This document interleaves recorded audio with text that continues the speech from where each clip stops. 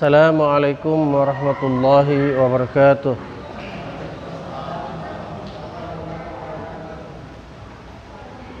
Innal hamdalillah nahmaduhu wa nasta'inuhu wa nastaghfiruh wa na'udzu billahi min shururi anfusina wa min sayyiati a'malina. May yahdihillahu fala mudilla lahu wa may yudlil fala hadiya lahu. Asyhadu an la ilaha illallah wahdahu la syarika lah wa asyhadu anna Muhammadan abduhu wa rasuluhu la nabiyya ba'dah. Allahumma salli ala Muhammad wa ala alihi wa ashabihi wa man tabi'ahu wa mawala. Ma sya'allahu kana wa ma lam yasha' lam yakun wa la hawla wa la quwata illa billah. Amma ba'd. Qala Allah Ta'ala fil Qur'anil Karim. A'udzu billahi minasy syaithanir rajim. Ya ayyuhalladzina amanu taqullaha wa qulu qawlan sadida yuslih lakum a'malakum wa yaghfir lakum dhunubakum wa may yuti'illaha wa rasulahu faqad faza fawzan 'azima. Wa qala Rasulullah sallallahu alaihi wasallam فإن أحسن الحديث كتاب الله وخير الهدي هدي محمد صلى الله عليه وسلم وشر الأمور محدثاتها وكل محدثات بدعة وكل بدعة ضلالة وكل ضلالة في النار. Para ikhwan dan akhwat, alhamdulillah kita bersyukur pada Allah atas limpahan nikmatnya, utamanya nikmat iman, nikmat Islam, dan nikmat ihsan, sehingga kita dapat melangkahkan kaki pada malam ini dalam rangka talabul ilmi. Mudah-mudahan Allah Subhanahu wa taala senantiasa memberikan pada kita petunjuk yang benar berdasarkan ilmu Allah Subhanahu wa taala dalam kitabnya Al-Qur'anul Karim ini. Salawat dan salam semoga Allah limpahkan atas Nabi Muhammad sallallahu alaihi wasallam dan orang-orang yang senantiasa ittiba' li sunnatihi, yang senantiasa mengikuti sunnahnya hingga yaumil qiyamah. Amin ya rabbal alamin. Para ikhwan dan akhwat, mari kita lanjutkan kajian tafsir surah Al-Baqarah dimulai dari ayat 238 hingga 242 insyaallah.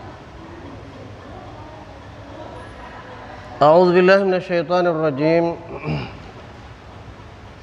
Hafizu 'alas salawati was salatil wusta wa qumu lillahi qanitin.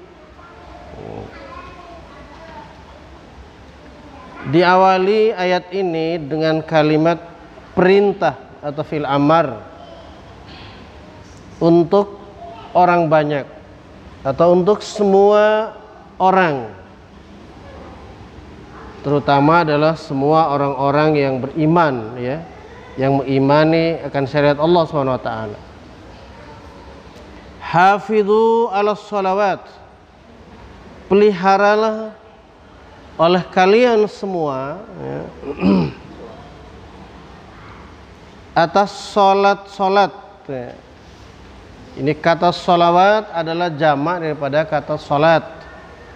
Ya. Wassalatil wusta, dan solat al-wusta. Ya. Solat al-wusta ini adalah solat pertengahan. Di dalam tafsir, ya, berdasarkan hadis yang sahih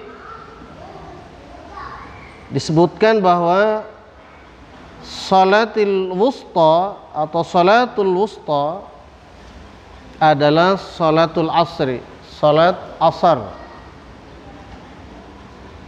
Wa qumu lillahi qanitin, dan laksanakan salat itu karena Allah dengan khusyuk, dengan qanitin, yaitu dengan penuh ketakwaan kepada Allah Subhanahu wa taala. Para ikhwan dan akhwat sekalian, bagian pertama dari ayat ini jelas itu adalah merupakan kata perintah yang tentunya menunjuk kepada sesuatu yang menjadi kewajiban.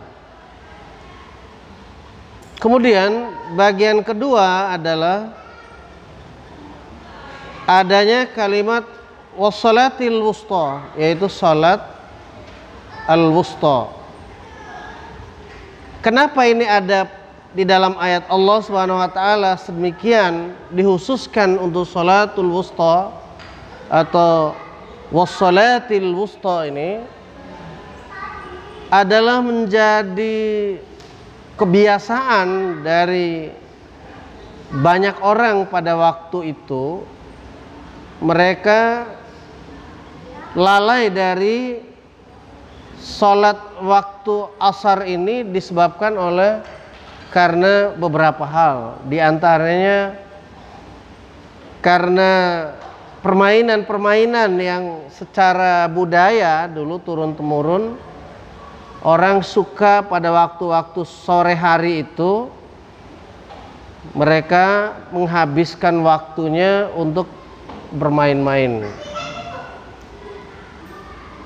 Termasuk di dalam permainan ini adalah orang punya kebiasaan pada saat itu adalah mereka lomba membaca syair-syair, ya, sehingga mereka sampai terlewatkan waktu sholat asar, ya.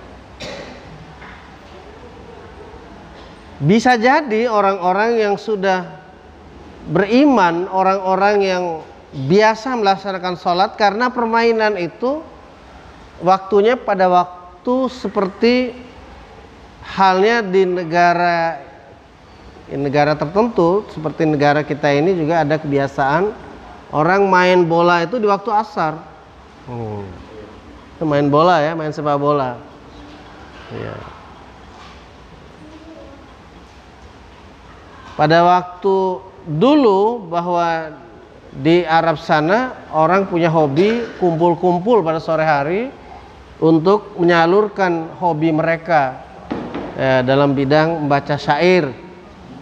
Juga sebagian orang ada yang mungkin sibuk dengan urusan ternaknya, ya, ngurus ternak, ya. Ada juga yang sibuk ngurus perdagangannya pada waktu-waktu itu, pada waktu asar ini. Dan juga ada orang yang sedang melakukan perjalanan,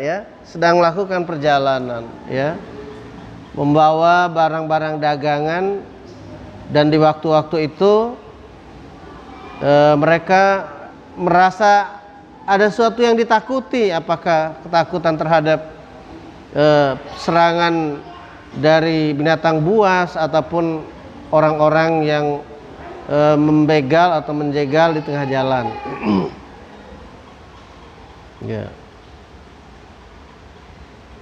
Kemudian ayat yang berikutnya 239, fa in khiftum farijalan aw rukbana, maka apabila merasa takut, ya, kalian merasa takut ada bahaya, gitu, ya, ada bahaya seperti yang tadi disebutkan dalam keterangan pada ayat sebelumnya, yaitu adanya penyerangan dari binatang-binatang buas bagi orang yang sedang bepergian, atau adanya orang-orang yang, ya, jahat, ya, di tengah perjalanan mereka dalam membawa barang dagangan misalkan, ya. Farijalan aw rukbana, maka sholatlah kalian sambil berjalan kaki ataupun berkendaraan. Nah, ada kalimat farijalan, ya, maka sholatlah dalam keadaan sambil berjalan. Jadi boleh berpindah tempat rupanya setelah takbiratul ihram, setelah membaca doa iftitah, setelah membaca surat al-fatihah masalan, tiba-tiba ada sesuatu yang membuat kita khawatir untuk berdiri di tempat itu, maka boleh berpindah tempat maksudnya. Bukan sengaja dibuat-buat ya para ikhwan dan akhwat, sengaja sholat dalam keadaan aman terus kita berpindah-pindah, bergeser mana kita suka, tidak. Tapi ini sangat bergantung pada kondisi yang membuat orang itu merasa tidak nyaman, atau kata lainnya yang tepat seperti ayat ini, yaitu fa in khiftum, apabila kalian merasa takut, ya. Jadi ada perasaan takut, ya. Jadi dalam ayat ini juga disebutkan seperti halnya kalimat pada sholat khauf, ya, sholat dalam keadaan takut. Ada lagi ketentuan yang terkait dengan khauf yang sehubungan dengan menghadapi musuh dalam peperangan. Au rukbana, ataupun dalam keadaan berkendaraan.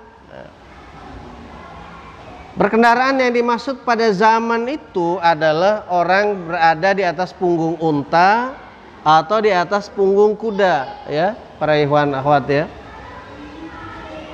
Nah, kalau sekarang ini orang berada bukan di atas punggung unta ataupun di atas punggung kuda, tentunya di atas mobil, di dalam mobil, ya.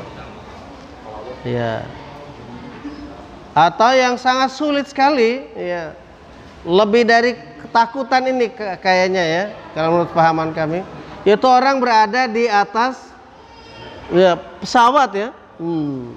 Karena tidak mungkin dia mencari tempat selain di atas pesawat itu.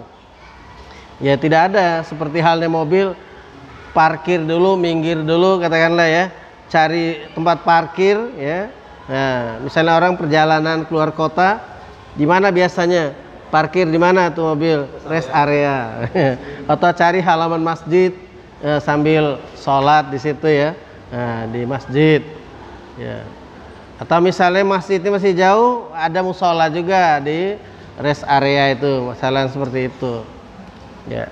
Tapi kalau di atas pesawat ya bukan hanya sekedar takut, melainkan keadaannya aman, namun tidak ada di tempat kecuali di situ. Maka itulah dibolehkan kita sholat dalam keadaan rukbanan, dalam keadaan berkendaraan seperti itu, baik di atas mobil maupun di atas pesawat terbang tadi itu.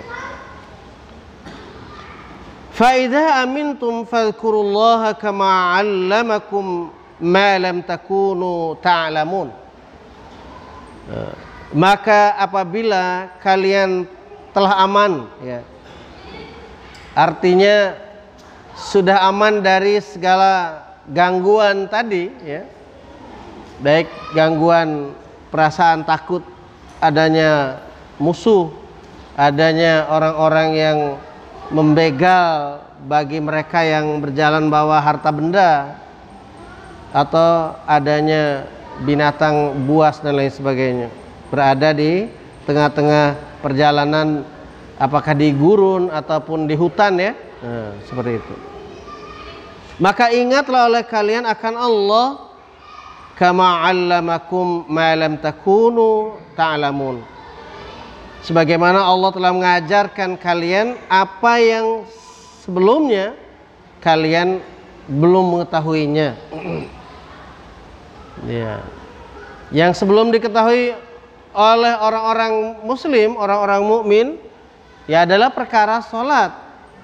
Ketika sudah mendapatkan pengajaran dari Rasulullah SAW, barulah orang-orang beriman tuh tahu tata cara melaksanakan sholat yang dalam keadaan sudah bebas dari rasa takut, atau sholat dalam keadaan sudah aman. Sholat lagi sebagaimana yang sudah diajarkan. Tidak boleh lagi sholat sambil berjalan karena sudah aman. tidak boleh lagi sholat di atas kendaraan, ya, karena sudah aman.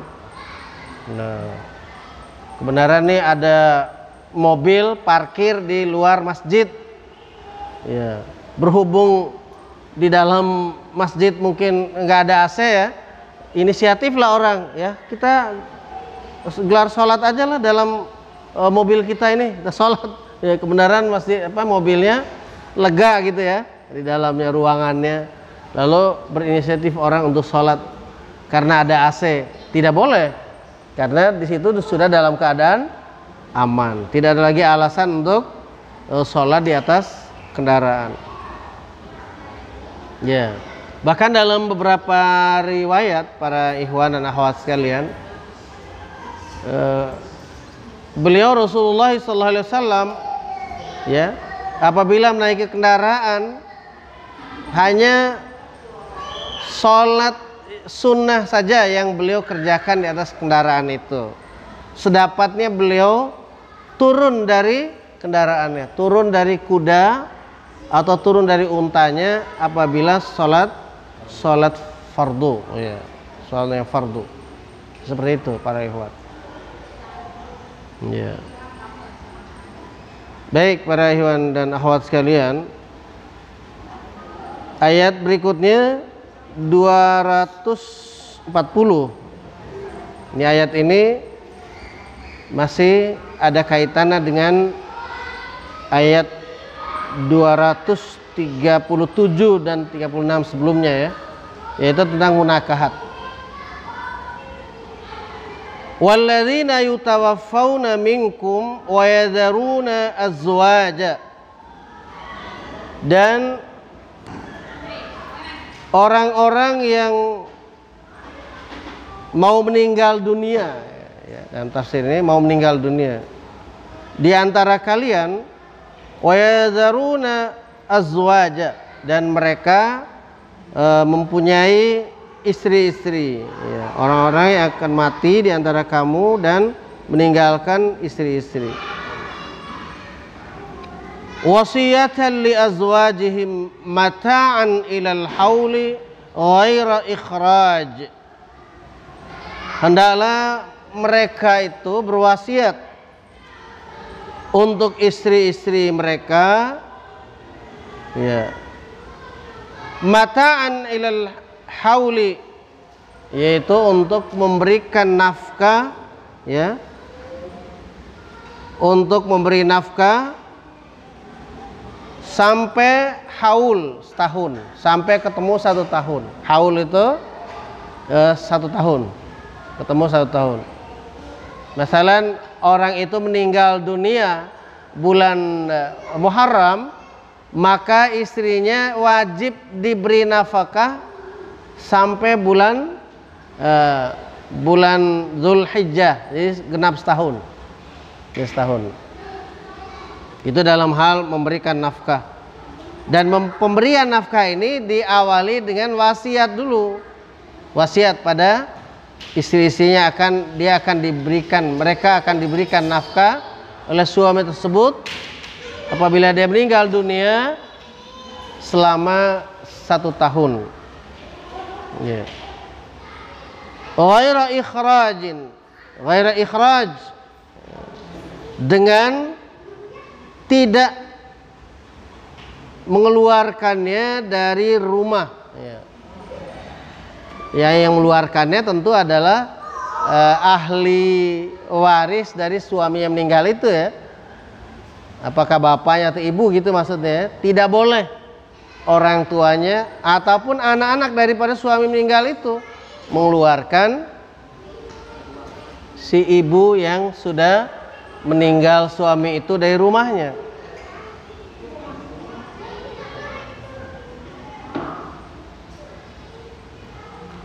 Ya, para ikhwan dan akhwat, coba diperhatikan dulu ini.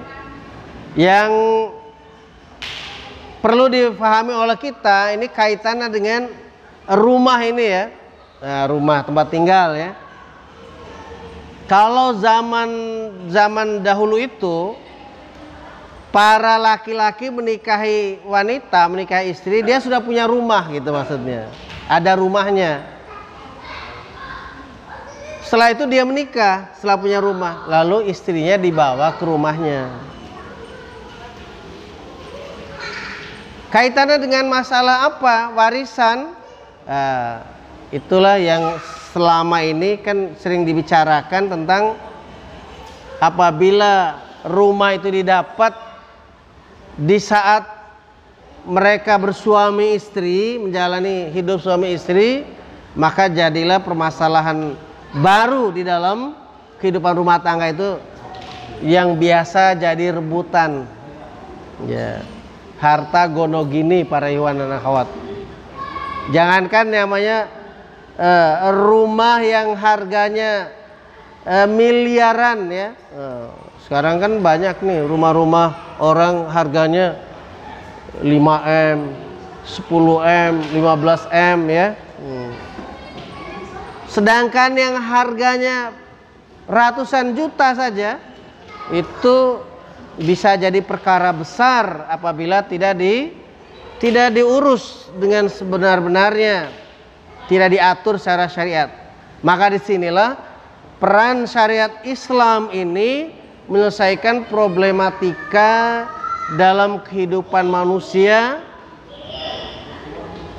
termasuk di dalamnya adalah problematika kehidupan orang dalam rumah tangga, para ikhwan dan akhwat sekalian. Ya. Jadi kalau rumah itu benar-benar dari suami, maka tidak ada lagi namanya istilah hak gonogini ya. Pure, murni dari suami gitu. Tidak ada lagi istilah tuntutan untuk dibagi hartanya itu. Semata-mata itu milik suami ya.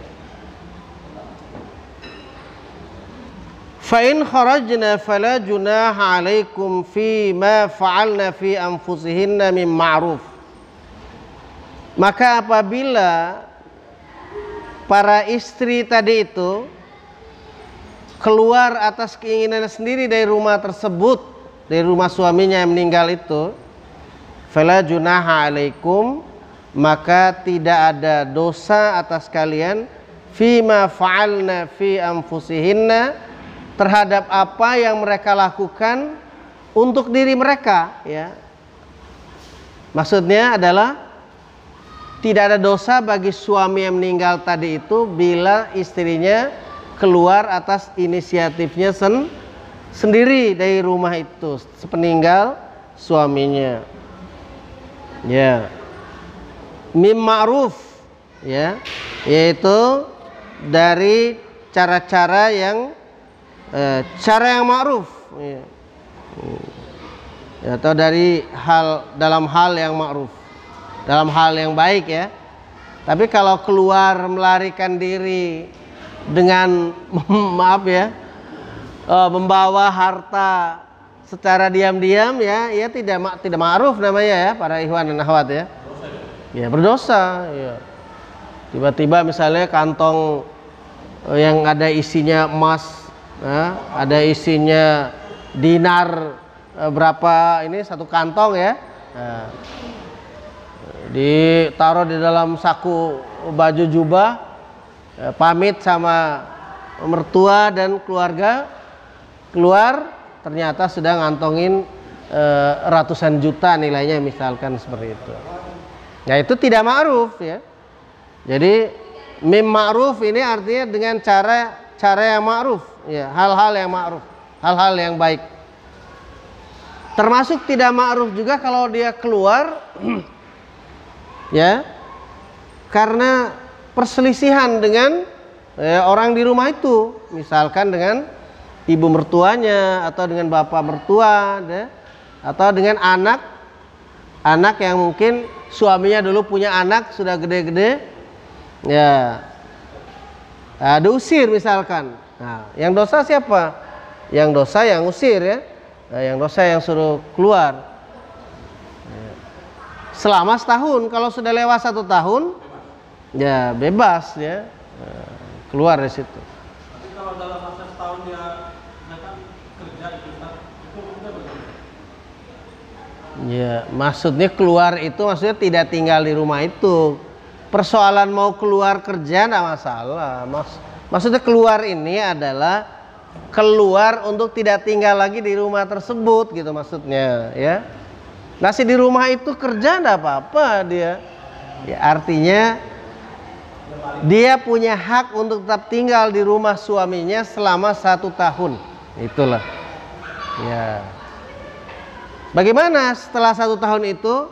Ya, imma dia kembali ke rumah orang tuanya, imma dia nyari rumah. Ya kalau di sekarang ini kontrakan ya, yang kontrak sendiri. Ya. Atau siapa tahu ada yang melamar menikahinya dalam 1 tahun itu. Ya ibu-ibu ya. Ibu-ibu dengar? Ya. Sebelum habis 1 tahun itu tiba-tiba si wanita yang meninggal suami ini dilamar orang. Nah berarti keberuntungan ya. Sudah habis masanya dia harus boleh tinggal di rumah suaminya. Dengan izin Allah ada yang menyelamatkannya. Ya, ada yang selamatin ya. Bukan doa selamatan, bukan. Ada yang menyelamatkan ini maaf istilah janda ini ya. Dalam bahasa Al-Qur'annya al-mutallaqah. Jamannya al-mutallaqat. Wanita-wanita yang terceraikan oleh suami. Ya, apakah karena meninggal suami atau karena memang diceraikan? Disebutnya al-mutallaqat. Nanti ada ayat berikutnya yang menyebutkan kalimat itu ya. Wallahu azizun hakim, dan Allah itu azizun hakim. Ya. Kalimatnya seperti itu aslinya. Aziz artinya maha perkasa. Hakim maha bijaksana dalam soal hukumnya. Kaitannya dengan kalimat dalam ayat sebelumnya, Allah menunjukkan aziznya, yaitu kekuasaannya, keperkasaan Allah Subhanahu wa taala di dalam mengatur yang namanya kehidupan dan kematian manusia. Ya, secinta apapun orang dengan pasangan hidupnya, ya sudah barang tentu ada batas yang namanya ajal manusia. Apakah istri meninggal lebih dulu ataukah suami meninggal lebih dulu. Tapi dalam ayat ini kaitannya adalah bila mana suami meninggal lebih dulu dari istrinya. Sabab nuzul ayat ini para ikhwan, ini ada di dalam catatan ini. Muqatil bin Hayyan radhiyallahu anhu berkata, suatu saat ada seorang lelaki dari Taif. Maksudnya Taif, kota Taif yang ada di Makkah ya, wilayah Taif. Bersama istri, anaknya, dan kedua orang tuanya datang ke Madinah. Lalu setelah ada beberapa waktu di Madinah, ya, laki-laki tersebut meninggal dunia di Madinah. Kejadian itu disampaikan pada Rasulullah sallallahu alaihi wasallam. Maka Rasulullah SAW pun membagikan harta warisan pada kedua orang tua dan anak-anaknya secara adil. Ya, itu yang dilakukan oleh Rasulullah SAW.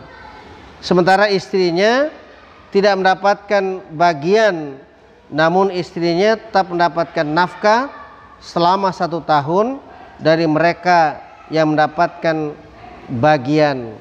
Nah, maka turunlah ayat Allah Subhanahu wa taala, hadis riwayat Al-Bukhari. Jadi ini para ikhwan, ini terkait dengan orang tadi meninggal, laki-laki tadi, lalu oleh Rasulullah SAW dibagikan harta laki-laki dari Taif tadi itu kepada anak dan orang tua dari laki-laki tadi. Nah, istrinya mendapatkan bagian pengurusan selama satu tahun. 1 tahun ya. Biaya setahun ya. Banyak kah itu biaya setahun itu? Ya?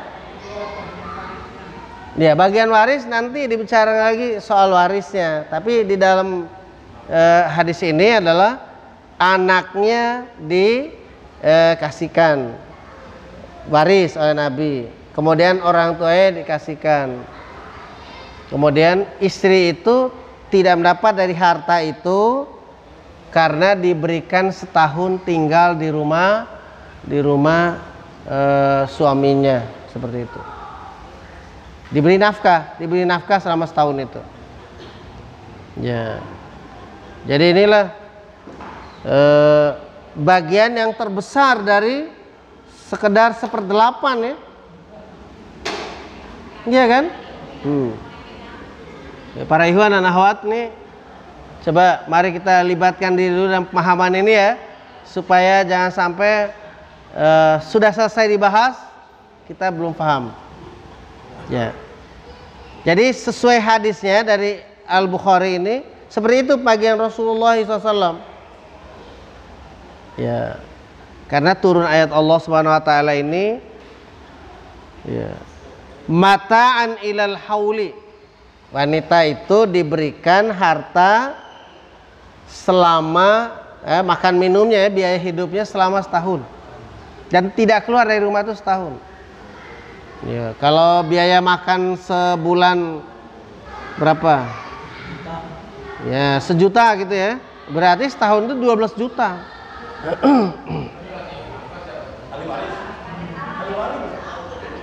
Iya. Kenapa? Dari harta suami tadi. Ya, selama setahun jatahnya itu. Ya pokoknya kalau setahun dia makan hartanya itu, harta suami tadi, sama tinggal di situ ya sudah selesai. Itu aturannya menurut ayat ini.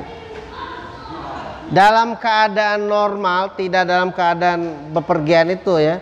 Di ayat surat An-Nisa ayat 11 dan 12 itu, istri-istri itu mendapatkan 1/8 harta suami yang meninggal apabila suami punya anak. Kalau suami tidak punya anak, maka istri ya dapat 1/4. Kalau istrinya 1 ya 1/4 itu penuh buat dia. Istri 1 1/8 ya penuh baginya. Ya, kalau 3 bersekutu di dalam 1/8 atau 1/4 itu. Nggak 1/8, 3/3-nya enggak. Ente itu hartanya habis sudah. Istrinya 4, 1/8, 1/4/8 udah setengah sendiri. Enggak gitu. Jadi mereka bersekutu di dalam yang 1/8. Ini barangkali ya yang membuat berat hati itu ya. Sehingga nggak mau 1/8 dibagi. Itu kalau akhirnya. Dalam sepanjang hidupnya bukan yang 1/8 tentunya ya. Tidak mau terbagi ya, baik jasmani maupun jasmani, rohani dan finansial ya. Seperti itu. Baik para ikhwan, kita lanjutkan. Walil mutallaqati mata'un bil ma'ruf. Walil mutallaqati mata'un bil ma'ruf. Dan bagi perempuan-perempuan yang ditalak, diceraikan, ya, hendaklah diberi mut'ah ya, menurut cara yang patut. Berarti masih ada kelanjutan ini. Ya, masih kaitan dengan masalah munakahat ya para ikhwan ya. Apakah kalau yang meninggal suaminya ada mut'ah? Ini yang diceraikan saja, artinya yang cerai biasa, cerai hidup. Wajib diberikan mut'ah. Mut'ah itu artinya hadiah karena bercerai. Hadiah suami terhadap istri yang diceraikan. Karena mut'ah ini haknya istri yang diceraikan. Beda lagi dengan bahasan yang lalu. Bagaimana istri yang minta diceraikan? Nah, jatuhlah khulu atau talak tebus.